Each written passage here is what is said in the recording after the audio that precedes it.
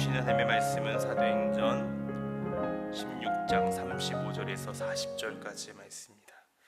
날이 새매 상관들이 부하를 내보내어 이 사람들을 놓으라 하니 간수가 그 말대로 바울에게 말하되 상관들이 사람을 보내어 너희를 놓으라 하였으니 이제는 나가서 평안히 가라 하거늘 바울이 이르되 로마 사람인 우리를 죄도 정하지 아니하고 공중 앞에서 때리고 옥에 가두었다가 이제는 가만히 내보내고자 하느냐 아니라 그들이 친히 와서 우리를 데리고 나가야 하리라 한데 부하들이 이 말을 상관들에게 보고하니 그들이 로마 사람이라 하는 말을 듣고 두려워하여 와서 권하여 데리고 나가 그 성에서 떠나기를 청하니 두 사람이 옥에서 나와 루디아의 집에 들어가서 형제들을 만나보고 위로하고 가니라.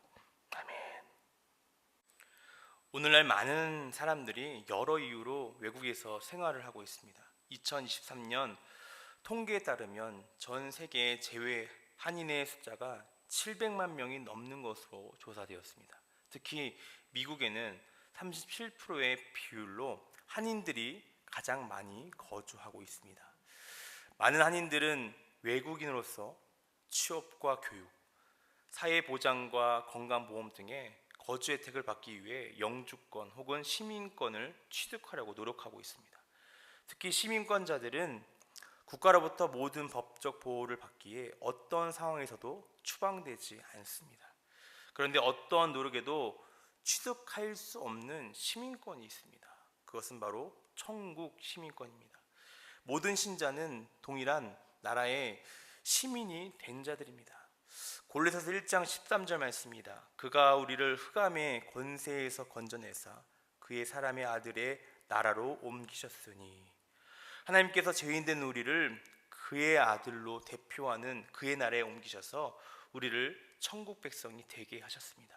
사도 바울은 회심한 이후 이러한 의식이 분명했습니다. 빌립보서 3장 20절 상반절 말씀을 보면 그러나 우리의 시민권은 하늘에 있는지라. 바울은 천국의 시민이 된 후에 이전 권리들은 다 배설물로 여겼습니다. 그중 하나가 로마의 시민권이었습니다. 오늘날 미국의 시민권과 같이 로마의 시민권은 할 수만 있으면 모든 이들이 취득하고 싶어하는 것이었습니다.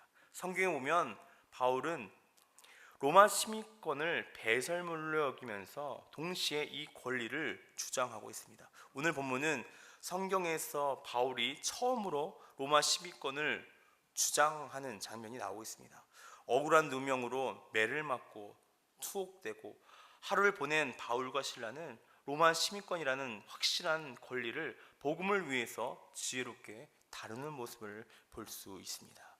오늘 본문을 통하여 우리가 얻을 수 있는 지혜가 있습니다. 그 첫 번째는 복음을 위해 이전 권리를 사용하는 지혜가 있다는 것이죠.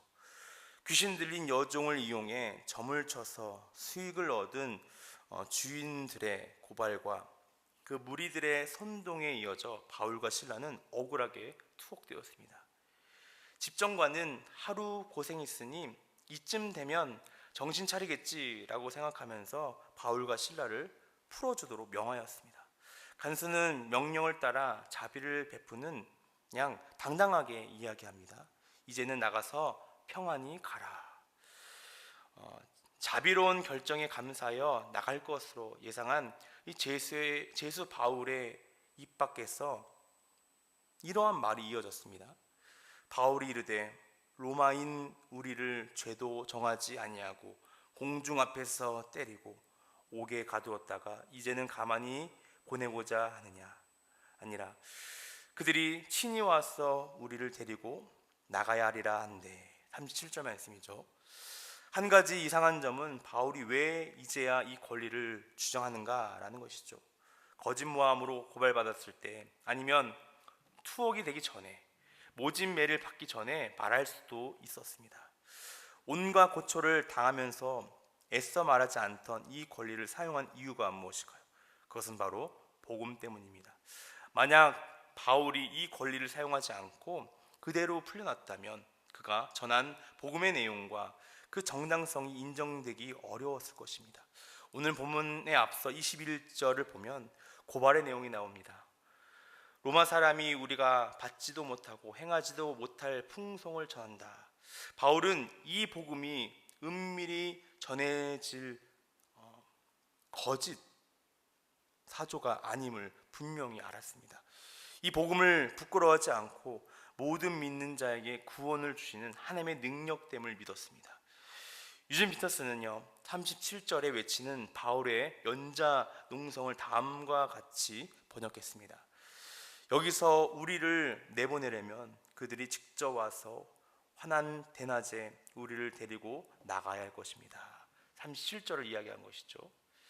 바울과 실라가 환난 대낮에 간수들에 의해 호의를 받으며 나가야 한 듯 복음 또한 정당하게 합당한 진리입니다. 사실 바울은 밤중에 지진과 함께 감옥에 문이 열려 얼마든지 나갈 수 있었습니다. 그럼에도 불구하고 그는 이 권리를 주장하기 위해 자발적으로 감옥에 이 새 아침을 맞이했습니다. 바울은 복음을 위해 이 권리를 사용한 것이죠. 두 번째, 오늘 말씀을 통하여 우리가 깨달을 지혜가 있는데 복음을 위해 이전 권리를 침묵하는 지혜가 있어야 될 줄 믿습니다. 로마 시민권은 엄청난 권리를 포함합니다. 가볍게는 바울이 당한 고초 자체를 피할 수 있었습니다. 키케로는 당시 제정된 발리리우스와 포르키우스 법을 평가하며 모든 로마 사람들의 몸에서 매를 제거한다라고 말했습니다. 보다 후에 제정된 율리안의 법에 따르면 로마 시민은 다른 사람 어떤 사람도 어떤 상황에서도 재판과 판결을 받지 않을 상황을 고사하고 매를 맞거나 구속되어서는 안 된다라고 선언하고 있습니다. 그 때문에 오늘 본 말씀 38절에 관료들이 바울의 말을 두려워했을 것입니다. 로마 시민은 누구라도 재판 상황에서 억울하다고 이제 외치면 그것을 면제받을 수 있는 아주 큰 권리를 갖고 있는 것이죠. 그러나 바울은 침묵했습니다. 그 이유는 역시 복음 때문입니다. 물론 바울이 이 권리를 계속해서 주장했다면 재판 가정 없이 억울하게 매맞고 옥에 갇히는 일은 피했을 것입니다. 그러나 바울은 복음의 일에 참여하기 위해 온갖 고초와 수치를 현장에서 이제 받아야 했을 것입니다. 조금만 생각해보면 바울이 감옥에 갇히지 않았다면 제수와 그의 가족이 구원의 은총을 누리지 못했을 것입니다. 하나님께서는 이 일을 위해서 바울을 감옥으로 인도하셨던 것이죠. 복음은 아버지께서 내게 주신 자 중에서 하나도 잃지 아니하였사옵나이다. 요한복음 18장 9절에 나와 있듯이 이것은 바로 이것을 이루기 위한 하나님의 능력이었습니다. 회심한 간수는 바울과 실라의 매맞은 자리를 씻어주고 그의 집에 데려가 식사를 대접합니다. 이 감동적이고 유명한 이야기는 바울이 복음을 위해 이전 권리를 포기하면서 시작했음을 우리는 기억해야 할 것입니다. 그의 미련한 침묵이 위대한 복음의 능력으로 나타나는 것이죠. 복음의 힘은 사람의 말에 있지 않고 성령의 나타나심과 능력에 있습니다. 바울은 복음을 위해 이 권리를 사용하지 않았다라는 것입니다. 바울은 복음을 위해 이전 권리를 사용하지 않고 침묵하기도 했습니다. 이것은 유리한 고지를 점령하기 위한 바울의 순발력이 아닙니다.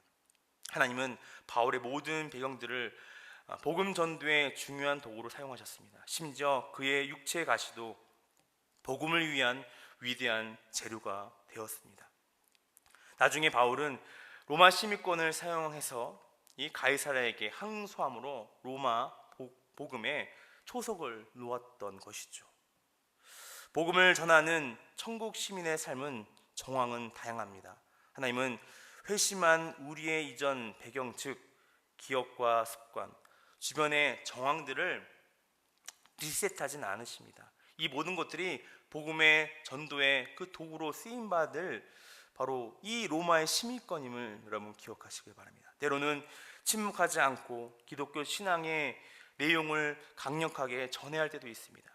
기독교 신앙을 위협하는 사상과 진리를 말하지 못하게 하는 나쁜 법들 앞에서 빛의 자녀로 드러내야 할 때의 말입니다. 한편 억울하나 권리를 포기하고 침묵해야 할 때도 있습니다. 그러나 주님께서 약속하십니다. 나로 말미암아 너희를 욕하고 박해하고 거짓으로 너희를 거슬려 모든 악한 말을 할 때에는 너에게 복이 있나니 기뻐하고 즐거워하라. 하늘에서 너의 상이 클미라. 전도를 위해 우리에게 허락하신 삶의 배경들이 언제나 어떻게 사용될지 알 수 없습니다. 우리는 이 복음을 위해서 우리의 배경들을 지혜롭게 사용할 수 있는 은혜가 있으시길 바랍니다. 이제 말씀을 정리합니다. 오늘 말씀을 통하여 이 복음 때문에 당하는 모든 고난과 아픔, 우리는 그것을 묵묵하게 받아야 하고요. 또한 그것이 하나님의 영광된 것이라면 그것을 순응하여 받아야 되는 것입니다. 때로는 이 복음을 더욱더 전하기 위해서 우리들에게 생각해야 할 지혜가 있습니다. 복음을 위해 이전 권리를 사용하는 지혜, 복음을 위해 이전 권리를 침묵하는 지혜를 통하여 우리는 더욱더 하나님께서 원하시고 뜻하신 그 복음을 전할 수 있는 그러한 은혜의 우리가 되어야 될 줄 믿습니다. 사랑하는 여러분, 오늘 하루도 우리에게 주어진 많은 영혼들과 또 주어진 사명감이 있습니다. 그 자리에서 복음을 위해서 때로는 아픔과 고난을 당하면서도 묵묵하게 지켜야 할 우리들이 있어야 한다는 것이죠. 더욱더 오늘 하루도 복음을 위해서 살아갈 수 있는 저와 여러분 되시길 간절히 바랍니다. 두 번째, 오늘 말씀을 통하여 얻을 수 있는 지혜가 있습니다. 복음을 위해 이전 권리를 침묵하는 지혜입니다. 로마 시민권은 엄청난 권리를 포함합니다. 가깝게는 바울이 당한 고초 자체를 피할 수 있었습니다. 그 때문에 본문 38절에서 관료들이 바울의 말을 두려워했던 것입니다. 로마 시민은 누구라도 재판에서 나는 로마니이다 라는 것을 외쳐서 억울한 일을 당하지 않을 수 있었습니다. 그러나 바울은 침묵했습니다. 그 이유는 바로 역시 복음 때문이죠. 물론 바울이 이 권리를 사용해서 주장했다면 재판 과정 없이 억울하게 매를 맞고 감옥에 갇히는 일을 피했을 것입니다. 그러나 바울은 복음의 일에 참여하기 위해 온갖 고초와 수치의 현장으로 이끌려 갔습니다. 조금만 생각해 보면 바울이 감옥에 갇히지 않았다면 간수와 그의 가족이 구원의 은총을 누리지 못했을 것입니다. 하나님께서는 이 일을 위해서 바울을 감옥으로 인도하셨습니다. 복음은 아버지께서 내게 주신 자 중에서 하나도 잃지 아니하였사옵나이다. 요한복음 18장 9절의 말씀처럼 그것을 복음을 이루는 것이 하나님의 능력이기 때문이죠. 회심한 간수는 바울과 실라의 그 매 맞은 자리를 씻어주고 그를 집에 들어가 식사를 대접합니다. 이 감동적이고 이 유명한 이야기는 바울이 복음을 위해 이전 권리를 포기하면서 시작했음을 우리는 기억해야 합니다. 그의 미련한 침묵이 위대한 복음의 능력으로 나타나게 된 것이죠. 복음의 힘은 사람의 말에 있지 않고 성령의 나타나심과 능력에 있다는 것입니다. 바울은 이 복음을 위해서 이 권리를 사용하지 않았습니다. 바울은 복음을 위해 이전 권리를 사용하지 않고 침묵하기도 했습니다. 이것은 유리한 고지를 점령하기 위한 바울의 순발력이 아니었습니다. 하나님은 바울의 모든 배경들을 복음 전도의 중요한 도구로 사용하셨습니다. 심지어 그의 육체의 가시도 복음을 위한 위대한 재료가 되었습니다. 나중에 바울은 로마 시민권을 사용해서 가이사에게 항소함으로 로마 복음의 초석을 놓게 된 것이죠. 복음을 전하는 천국 시민들의 삶의 정황은 다양하죠. 하나님은 회심한 우리의 이전 배경, 즉 기억과 습관, 주변의 정황들을 리셋하지 않으십니다. 이 모든 것이 복음 전파의 도구로 쓰임 받기 때문입니다. 때로는 침묵하지 않고 기독교의 신앙의 내용을 강력하게 전할 때도 있습니다. 기독교 신앙을 위협하는 사상과 진리를 진리로 말하지 못하게 하는 그 나쁜 법들 앞에서 빛의 자녀로 드러내야 할 때가 있는 것이죠. 한편 억울하나 권리를 포기하고 침묵해야 할 때가 있습니다. 그러나 주님은 약속하심죠.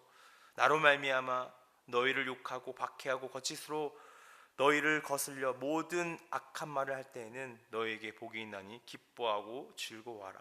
하늘에서 너희의 상이 큼이라. 복음 전도를 위해 우리에게 허락된 삶의 배경들을 언제 어떻게 사용될지 알 수 없습니다. 그래서 우리 복음을 위해 우리의 배경들을 지혜롭게 사용할 수 있는 은혜와 축복이 있으시길 바랍니다.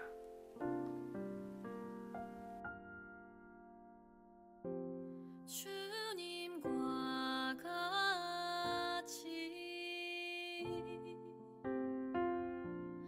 내 마음 만지는 분은 없네. 오랜 세월 찾아 난 알았네. 내겐 주밖에 없네.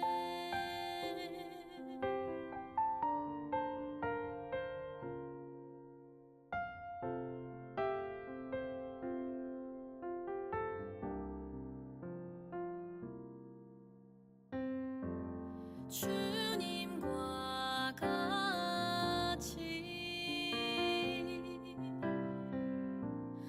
내 마음 만지는 분은 없네. 오랜 세월 찾아 난 알았네. 내겐 주밖에 없네. 주 자비 강같이 흐르고 주 손길 치료하네.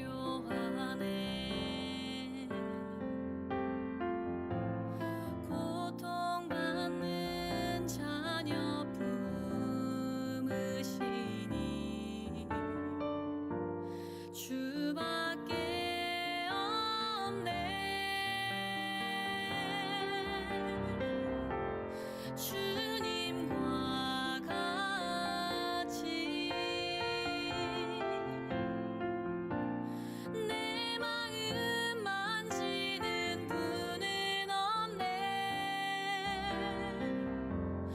오랜 세월 찾아 난 알았네. 내겐 주밖에 없네. 오랜 세월 찾아 난 알았네.